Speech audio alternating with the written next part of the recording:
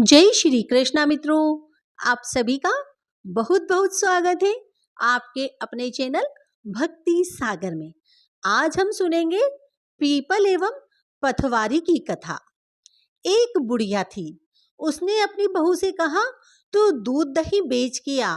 वह बेचने गई तो रास्ते में औरतें पीपल पथवारी सींच रही थी। उनको सींचता देखकर बहू ने पूछा कि तुम यहाँ क्या कर रही हो।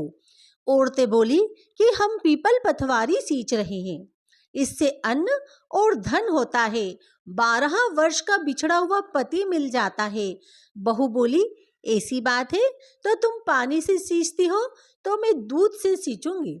गुजरी बहू रोजाना दूध और दही बेचने नहीं जाती, वह रोजाना दूध को पीपल और दही पथवारी में सींचती।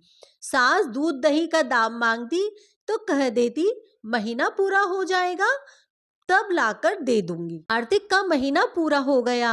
पूर्णिमा के दिन बहू पीपल पथवारी के पास जाकर बैठ गई। पथवारी ने पूछा, तुम मेरे पास क्यों बैठ गई?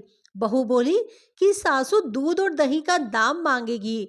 पीपल पथवारी बोली कि मेरे पास क्या दाम रखा है, ये भरा डींडा पान पतूरा इसको ले जा। बहू ने वहीं से ले जाकर कोठरी में रख दिया और डर के मारे कपड़ा ओढ़कर सो गई। सासू बोली, पैसे ले आई बहू? बहू बोली, कोठरी में रखे हैं। सासू ने कोठरी खोलकर देखी तो देखा कि हीरे और मोती जगमगा रहे हैं। सासू बोली, बहू इतना धन कहाँ से लाई? बहू ने कहा, देखा तो सच्ची में ही धन भरा हुआ था। बहू ने सास को सारी बात बता दी। सास ने कहा, अब की कार्तिक में मैं भी पथवारी सींचूंगी। कार्तिक मास आया। सास दूध दही तो बेच आती, हांडी धोकर पीपल पथवारी में चढ़ा देती। आकर बहू से कहती, मेरे से दाम मांग। वह कहती, सासू जी कोई बहू भी दाम मांगती है? मगर सासू कहती, तू मांग। बहू बोली, सासू जी पैसे ले आओ। सास पीपल पथवारी के पास जाकर बैठ गई। पीपल पथवारी ने सास को पान पतोरा भरा डींडा दे दिया। उसने ले जाकर कोठरी में रख दिया।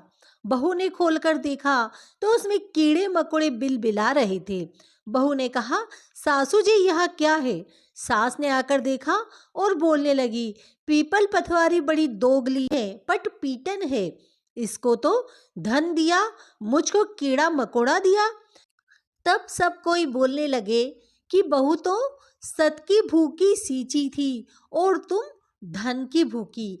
हे पथवारी माता, जैसा बहू को दिया वैसा सबको देना और जैसा सास को दिया वैसा किसी को ना देना। तो मित्रों, ये थी पीपल पथवारी की कथा। धन्यवाद।